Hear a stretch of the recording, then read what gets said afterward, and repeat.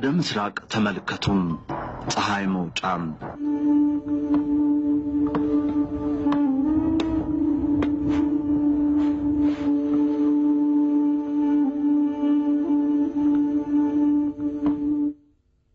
አረንጓዴ ቢጫ ቀይ የሰማዩ ጣራ ድሬዳዋ አድርሶናል የቅድመ ታሪክ ዘመን አሻራ የሆኑ በርካታ ዋሻዎችና የስነ ጥበብ ስፍራዎች የሚገኙባት ድሬዳዋ ከድሬዳዋ ወደ ሐረር በሚወስደው የመኪና መንገድ 15 ኪሎ ሜትር ተጉዘን ሐርላ ጥንታዊ የንግድ ከተማ ደረስን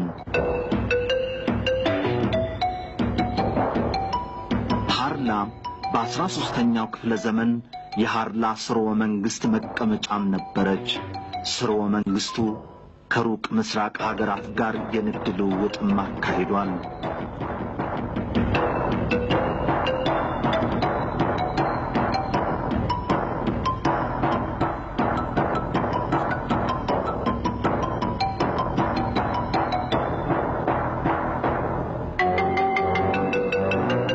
በሐርላ በአርኪኦሎጂስቶች ጥናት ያልተደረገባቸው ወይንም ጥናቱ ተጀምሮ ያልተጠናቀቀባቸው 10 ቀበሌዎች ናቸው የቢዮ ሐርላ ገበሬዎች ለእርሻ ወይንም ቤት ለመስራት መሬት ሲቆፍሩ የከበሩ ድንጋዮች ሳንቲሞች የሸክላ ውጤቶችን ያገኛሉ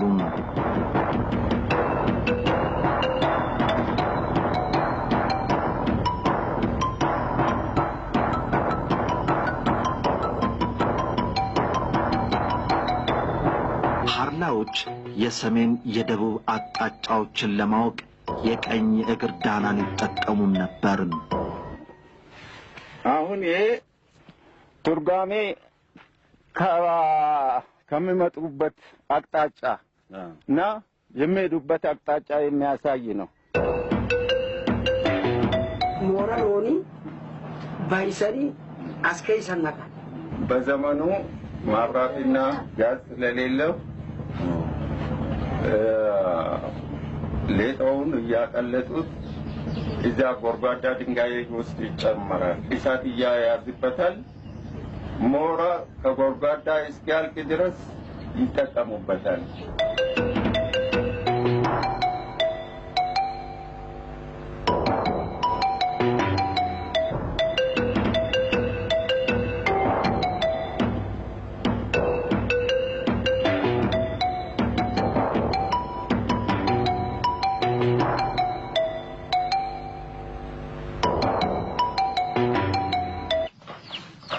ከ700 ዓመታት በፊት ከ13ኛው እስከ 16ኛው ምዕተ ዓመት ድረስ ሐርላ ጥንታዊ የንግድ ከተማ ነበረች የሐርላ ጥንት ነጋዴዎች ከዚህ ከመንደራቸው በመነሳት በዘይላ ወደብ አድርገው አረቢያን ፔንሱላ ቻይና ድረስ ይነግዱ እንደነበረ ጥንታዊ የታሪክ መረጃዎች ይጠቁማሉ የሐርላ ህዝብ ምናልባትም በውስጣቸው በተፈጠረ ሽኩቻ በበሽታ በጦርነት ወይንም ደግሞ በፈንታሌ አዋሽ አካባቢ በተፈጠረ እሳተ ገሞራ ሳይጠፋ አልቀረም የሚል ግምትም ይሰጣል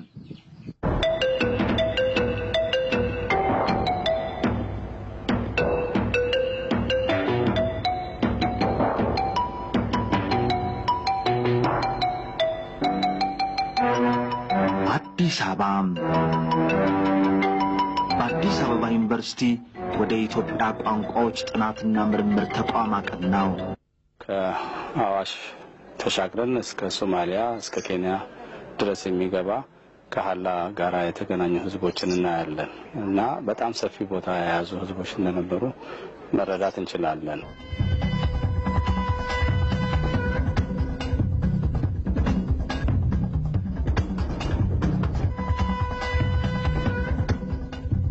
የዓለም አይንና ጆሮ አፍሪካ ላይ ሆኗል በአፍሪካ የአርኪኦሎጂስቶች ቁፋሮ የቅርስና ቅሪታ አካል ፍለጋ አዳዲስ ውጤቶችን ያስመሰገቡ ናቸው የሐርላውን ሁኔታም ስናይ ቅኝት ጥናቶች እንደሚያሳዩን ከዚህ በፊት በ1960ዎቹ የታተመች ትንሽ ጽሑፍ አለች በማዳም ሽናይደር ማድሌን ሽናይደር የድንጋይ የመቃብር ድንጋይ ጽሁፍ አናሊሲስ ነው ቅኝት ነው እዛ ላይ የምናየው ወደ 10ኛው ክፍለ ዘመን አካባቢ የተጻፈ ድንጋይ ጽሁፍ አለን ማለት ነው የዛ አካባቢ ህዝብ አሰፋፈር ከ10ኛው ክፍለ ዘመን በፊት ነበር ማለት ይቻላል አሁን በእርግጠኛነት 10ኛ ክፍለ ዘመን የእስልምና ምልክቶች አሉ ማለት ነው ከቁርአን ጥቅስ የተጠቀሰበት የመቃብር ድንጋይ ተገኝቷል ሌሎች የዛሬ 20 ዓመት አካባቢ የተደረጉትም ቅኝቶች እንደሚያሳዩት የ6ኛ ክፍለ ዘመን የቻይና ገንዘብ ተገኝቷል እና ሌሎችም የሸክላ የመሳሰሉት ስራዎች እዛ አካባቢ ተገኝቷልና ጠለቅ ብሎ መጠቅ ብሎ ጥናትና ምርምሩ ከቀጠለ ሐርላ ብዙ ነገር ተነግረናለች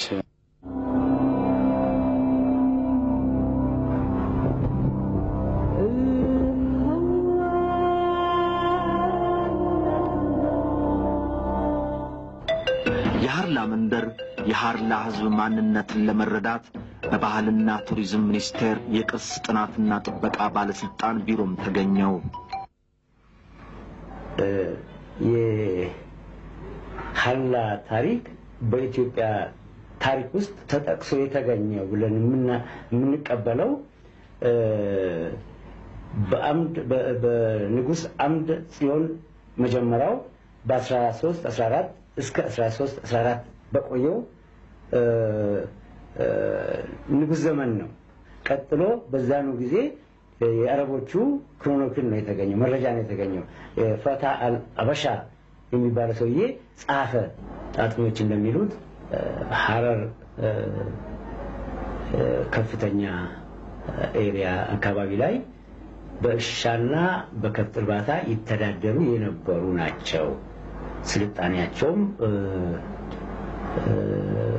መሰረት ያለው ነው ብሎ የሚያልፉ ሰዎች አሉ የዓለም ስልጣኔ ምንጮች ከቀይ ባህር ማዶ የኤፍራጥስ ታይግረስ ምንላቸው የጥንት ስልጣኔ ምንጭ ናቸው ብሎም እነ ኢንዲያ እነ ቻይና ቀጥሎ በዚህ ደግሞ ከአፍሪካ ወገን የአባይ ተፋሰስ ሸለቆች የስልጣኔ የዓለም ስልጣኔ ምንጮች ናቸው በዚህ መካከል ስላለች ሁለቱም ስፍራዎች በድልድይነት የምታገናኝ የስልጣኔ መረማመጃና የስልጣኔ እምብርት ነች ማለት ነው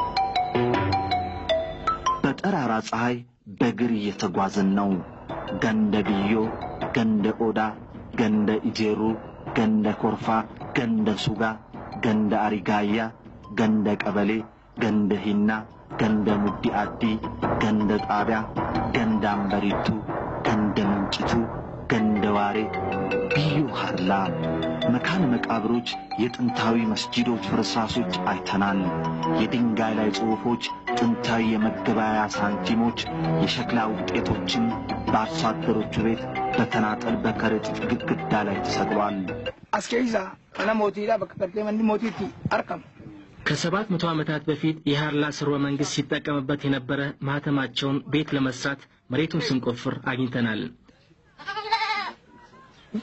መሬት ሲቆፈር ቤት ለመስራት መሬት ሲቆፈር ብዙ አስገራሚና አስደናቂ ቅርጻ ቅርጾች ወጥቶ ይታያሉ ይሄ አሁን በእጄ ላይ ያሉትን ከመሬት ውስጥ የወጣ ነው ይሄ ሞኔ ይሄ ውስጡ አስገራሚ ነገር ወይንም ብር ወይንም ናስ ወይንም ወርቅ የመሳሰሉት ነገር አብሮ ተቀብሮ ይገኛሉ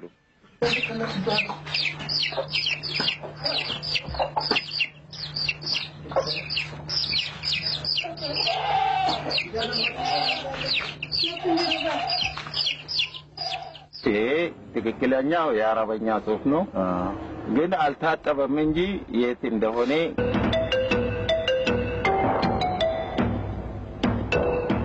ይሄ የጥንቱ የሐርላ ቀን መቁጠሪያ ነው አይደለም በሚልም እየተከራከሩ ነው የቀን መቁጠሪያ ሳይሆን የአንገትና ጆሮ ጌጣጌጥ ቅርጽ ማውጫ የሚል ድምዳሜ የሚያዙም በልዩነት ተሰልፈዋል።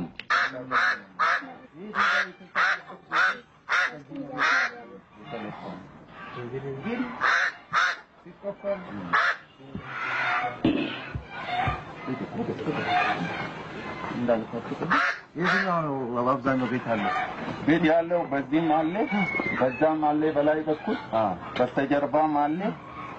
አሁን እንግዲህ ቤት ለመስራት በምንቆፍርበት ጊዜ የተለያዩ ቅርጻ ቅርጾች እንደ ቦታው ይለያያል። ቅርጻ ቅርጾች ድንቅ የብር አይነት፣ የነሐስ አይነት፣ የእንስራ አይነት ብዙ አይነት አለ። እንደውም ቢታዩት የሀርላ ቅርጻ ቅርጽ በጣም ያስገርማል። ሀርላ ገበሬ ጎጆ ጥሬ ቆርጥመው የግመል ወተት ጠጥተው ያደሩ ጣሊያናዊ ለክፉም ለደጉም ብለው አድራሻቸውን አስቀምጠዋል። ለፕሮፌሰር ዶሚኒክ ፓታሲኒ አጭር የኢሜል መልእክትም ሰደድኩላቸው። ጣሊያን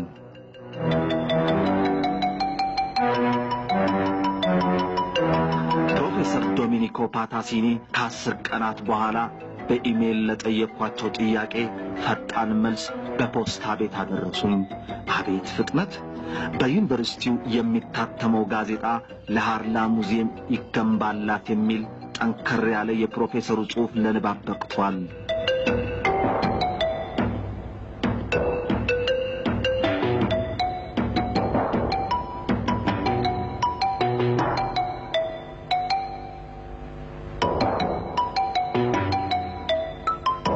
ተመልካቾች ፕሮፌሰር ዶሚኒክ ፓታሲኒን ለማመስገን ይፍቀዱልኝ።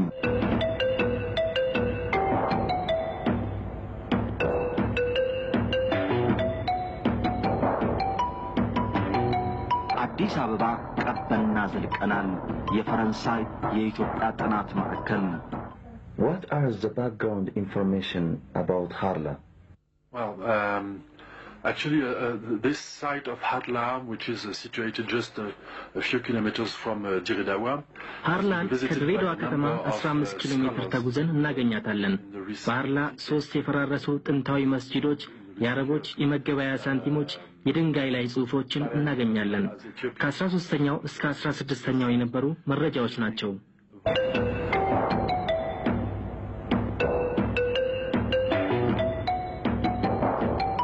very well known for a number of very important sites. ኢትዮጵያ በዓለም የምትታወቅባቸው ቅርሶች የኢትዮጵያ ብቻ ሳይሆኑ የዓለም ሕዝብም ሰንደቅ ናቸው። የኢትዮጵያ ቅርሶች አክሱም፣ ላሊበላ እንዲሁም የሙስሊም ሃይማኖታዊ ስፍራዎች ብቻ አይደሉም። ኢትዮጵያ ተጨማሪ በቱሪዝም ለመጠቀም የሚያስችላት ሀብት ጥቁር አፍራ ውስጥ ተቀብሯል። በአርኪኦሎጂስቶች ቁፋሮ ግኝት ታሪካዊ ቅርሶቿን አውጥቶ በሙዚየም በማስቀመጥ ለዓለም ሕዝብ ማስተዋወቅ ይኖርባታል።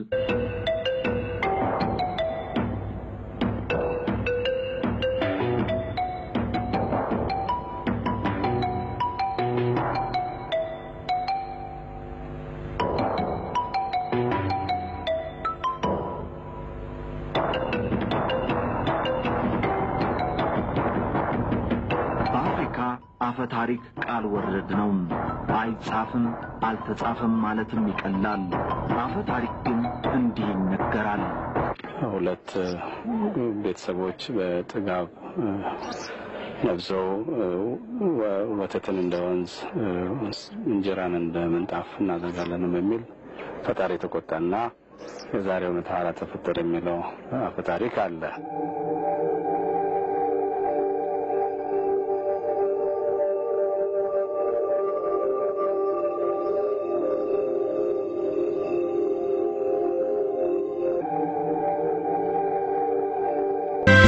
Isinitu beka warra